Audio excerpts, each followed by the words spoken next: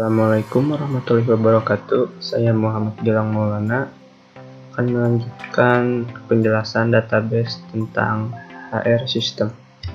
Semenjak yang sebelumnya ada beberapa perubahan. Mari kita jelaskan terlebih dahulu dari awal. Jadi kita akan bahas kembali dari awal, yaitu dimulai dari ada tabel apa saja dalam sistem yang kita buat. Jadi yang pertama itu ada tabel calon pegawai. Nah, ini untuk mendata siapa saja pelamar atau calon pegawai yang mendaftarkan ke perusahaan kita. Lalu di bawahnya ada data keluarga pegawai. Ini untuk mendata keluarga dari pegawai-pegawai perusahaan kita. Lalu di bawahnya ada tabel jenis tunjangan, yaitu untuk mendata jenis tunjangan apa saja yang tersedia. Di sini ada nama tunjangan dan harga tunjangan dan lain-lain. Terus di bawahnya ada tabel lowongan pekerjaan untuk menyimpan data lowongan apa saja yang kita keluarkan sedang kita butuhkan di perusahaan kita. Lalu ada tabel payroll process, tabel ini untuk penggajian. Terus di sini ada tabel perjalanan dinas, ada report detail. Di sini report detail ini untuk report keuangan pengeluaran secara detailnya dan menginduk ke ID payroll dan ID report keuangan. Di sini ada ID report keuangan. Ini untuk melaporkan pengeluaran perusahaan kita. Terus di sini ada tabel request perjalanan dinas. Tabel ini berfungsi untuk menyimpan data jika ada request perjalanan dinas oleh seorang pegawai. Di sini ada tabel absen, ada tabel divisi, ada tabel pegawai untuk menyimpan data pegawai, ada tabel pekerjaan, ada tabel user. User ini untuk menyimpan user, siapa yang bisa masuk ke dalam aplikasi kita. Di sini ada tabel tunjangan dan juga ada tabel tunjangan detail. Untuk alurnya sendiri, pertama-tama kita butuh tabel pekerjaan, dimana jika si perusahaan ingin mengeluarkan lowongan pekerjaan, pertama-tama kita harus mengisi dulu tabel pekerjaannya, yaitu pekerjaan apa saja yang dibutuhkan. Jadi pertama kita akan mengisi divisinya, misalkan pekerjaan tersebut divisi apa. Lalu kita mengisi tabel pekerjaannya, dan disitulah pekerjaan yang dibutuhkan dalam divisi tersebut. Lalu setelah tabel pekerjaan sudah diisi dan ada pekerjaannya, maka kita bisa mengisi data lowongan pekerjaannya di tabel lowongan pekerjaan. Di sini kita akan mengisi lowongan apa saja yang dibutuhkan dan jumlah pegawainya yang dibutuhkan. Lalu jika ada pekerja yang mendaftar, kita bisa mengisinya di calon pegawai. Di sini ada beberapa kolom seperti itu. Dan jika tahap si calon pegawai sudah lulus, maka akan mengaktifkan trigger yang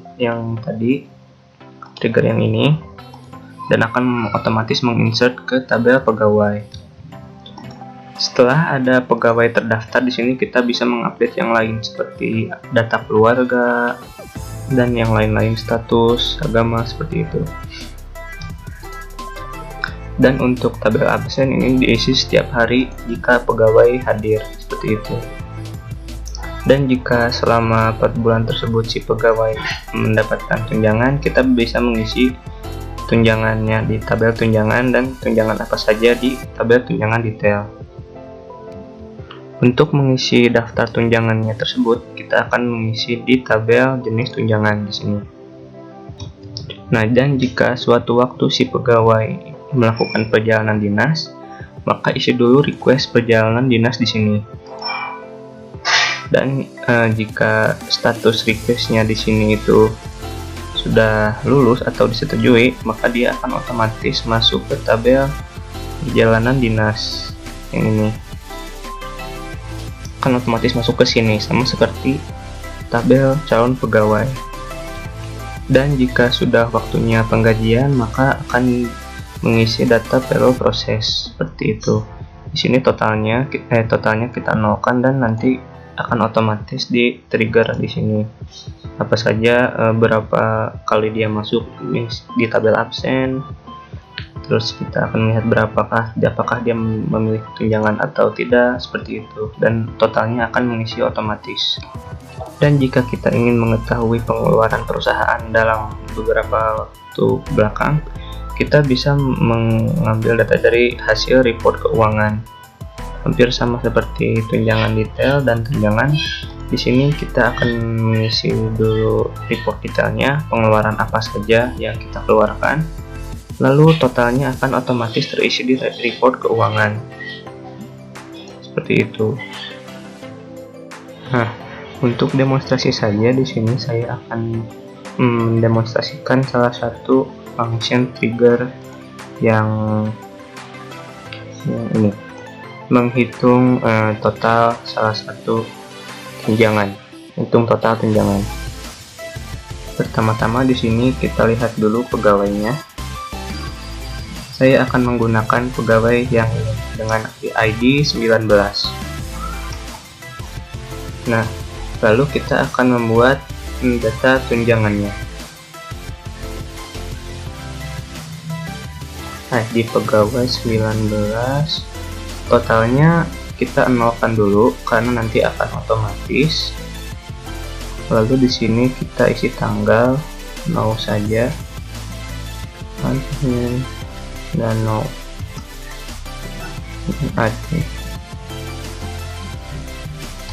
Nah, setelah data terisi, kita akan mengisi tunjangan detailnya.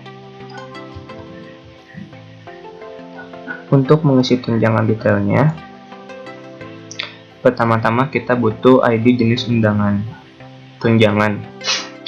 ID jenis tunjangan kita bisa lihat di tabel jenis tunjangan di sini. Kita akan mengambil contoh tunjangan yang ini, yang tahun baru dengan ID 2. Lalu kita akan mencoba mengisi tunjangan detail. Yang tadi itu ID-nya 7. Maka kita isi tunjangan detail. ID tunjangannya tadi 7 dan ID jenis tunjangannya 2. Tadi ID jenis tunjangan memiliki harga 30.000. Setelah kita insert dan kita lihat otomatis, maka di tabel tunjangan totalnya akan 30.000 yang sebelumnya kita insert 0. Nah, jika kita salah memasukkan tunjangan detail, maka kita hapus ininya, kita hapus. Maka di tabel tunjangan ininya totalnya 0 kembali, seperti itu. Nah, setelah penjelasan tabel-tabel tadi, kita sudah membuat beberapa fungsi. Di sini kita membuat salah satunya yaitu fungsi cek login. Fungsi ini yaitu untuk mengecek apakah user bisa login ke dalam aplikasi kita atau tidak. Ini adalah berikut SQL-nya, query-nya. Request function check login, ya, variabel bisa dilihat sendiri. Sini ada select, jika ketemu usernya maka lanjutkan ke mencocokkan passwordnya, jika salah maka password salah. Terus jika tidak ketemu usernya maka returnnya username tidak ditemukan. Nah, lalu sisanya di bawah function check login ini, di bawahnya itu hanya function-function untuk insert, update, dan delete data di tabel-tabel yang sudah kita buat tadi ini. Nah, selain itu kita juga membuat beberapa trigger di beberapa tabel rancangan kita. yaitu yang pertama mungkin ada trigger di tabel calon pegawai ini, yaitu trigger untuk jadi setelah update calon pegawai kita akan menjalankan function yang ini. Nah, jadi function ini itu berfungsi untuk jika kita melakukan suatu update pada calon pegawai, maka di sini dicek apakah tahapnya itu pegawai tersebut lulus atau tidak. Maka jika pegawai tersebut lulus, maka dia akan otomatis menginsert ke tabel pegawai dan didaftarkan sebagai pegawai di perusahaan tersebut. Seperti itu. Lalu kita juga ada trigger di tabel request perjalanan dinas. Trigger ini berfungsi hampir sama seperti yang calon pegawai. Jika terjadi update di tabel request perjalanan dinas, maka dicek apakah statusnya tersebut lulus itu disetujui atau tidak. Maka jika iya, dia akan otomatis masuk ke tabel perjalanan dinas, seperti itu. Lalu di sini juga kita membuat trigger di tabel tunjangan detail, yaitu trigger di sini hanya ada trigger menghitung total harga tunjangan. Jadi maksudnya trigger total harga tunjangan ini yaitu jika si tunjangan tersebut dihapus atau ditambah atau di-update, maka dia akan otomatis menyesuaikan harga totalnya di tabel tunjangan, seperti itu. Berikut SQL-nya. Mengapa maksudnya kita membuat dua trigger? Karena yang pertama itu trigger untuk setelah insert, lalu yang kedua itu trigger untuk setelah delete. Mengapa tidak disatukan? Karena query-nya itu beda. Kalau yang insert itu kita return new karena kita menggunakan ID-nya new yang baru. Jika yang delete kita menggunakan yang old, seperti itu. Jadi tabel tunjangan detail ini acting seolah-olah tabel temporary, tapi dia tidak temporary, hanya jadi jika sudah tidak aktif hanya mengupdate statusnya saja, seperti itu. Selanjutnya kami membuat trigger juga di tabel report detail. Ada dua lagi, yaitu hampir mirip dengan yang tunjangan detail tadi. Fungsi trigger ini menghitung jumlah pengeluaran dari pengeluaran detailnya, jumlahnya gitu, dihitung totalnya, nanti dimasukkan ke tabel report keuangan jumlahnya, seperti itu.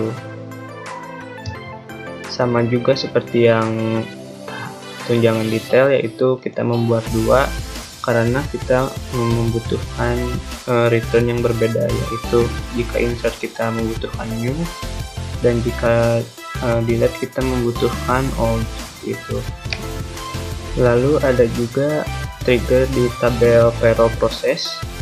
Di sini triggernya berbeda. Yang pertama ada trigger untuk menghitung totalnya, ini. Jadi trigger ini pertama-tama kita deklarasikan dulu variabel untuk total tunjangan, jumlah hari gaji, dan totalnya berapa. Lalu satu persatu kita masukkan ke variabel-variabel tersebut. Berikut query-nya. Lalu setelah kita masukkan ke dalam variabel tersebut, kita masukkan totalnya, kita jumlahkan totalnya berapa. Maka setelah kita menemukan totalnya, kita masukkan ke tabel penggajian tersebut, totalnya berapa. Jadi otomatis seperti itu. Oh ya, trigger tadi dijalankan setelah kita menginsert data penggajiannya, jadi otomatis jumlahnya seperti itu. Lalu kita di sini ada trigger juga untuk menonaktifkan tunjangan detail seperti yang tadi saya bilang. Jadi tunjangan detail itu beracting seolah-olah tabel temporary, tetapi bukan gitu. Tapi di sini hanya menggunakan statusnya aktif atau tidak seperti itu. Nah, selain trigger, kita juga membuat beberapa view, yaitu ini. Yang pertama ada view data keluarga pegawai. View ini untuk memudahkan kita untuk melihat siapa saja pegawai yang sudah berkeluarga. Berikut query-nya, berikut hasilnya. Pegawai 1 memiliki jumlah istri, jumlah anak 1, pegawai 2 jumlah istri 1 dan anak 1. Contohnya seperti itu. Lalu ada view divisi pekerjaan, ini untuk memudahkan kita juga untuk mengetahui pekerjaan apa yang berada di divisi mana, seperti itu. Berikut query-nya dan berikut hasilnya. Contohnya di sini ada nama divisinya itu divisi produksi, dan nama pekerjaannya itu staff production. Di sini ada divisi IT. Contohnya ada troubleshooter seperti itu. Ada juga view perjalanan dinas. Ini hanya memudahkan kita untuk melihat perjalanan dinas. Di sini tidak ada datanya karena saya belum isi. Di sini juga ada view tahap calon pegawai. Di sini view ini memudahkan kita untuk melihat calon pegawai, statusnya calon pegawai yang mendaftar ke perusahaan kita itu siapa aja, dan statusnya tuh baru apa gitu statusnya, status apakah baru wawancara atau sudah lulus, seperti itu. Ini contohnya, ada pelamar, namanya ini, nama pekerjaan yang dilamarnya, tahapnya apakah dia sudah lulus atau sudah interview atau masih dites atau bagaimana, akan terlihat di sini seperti itu. Berikut query-nya. Ya, mungkin hanya sekian rancangan database HR sistem kami. Tentu saja ini belum sempurna dan bisa lebih baik. Akan tetapi jika kalian punya solusi atau sugesti atau rekomendasi, bisa di komen di kolom komentar. Ya, dan terima kasih sudah menyaksikan. Wassalamualaikum warahmatullahi wabarakatuh.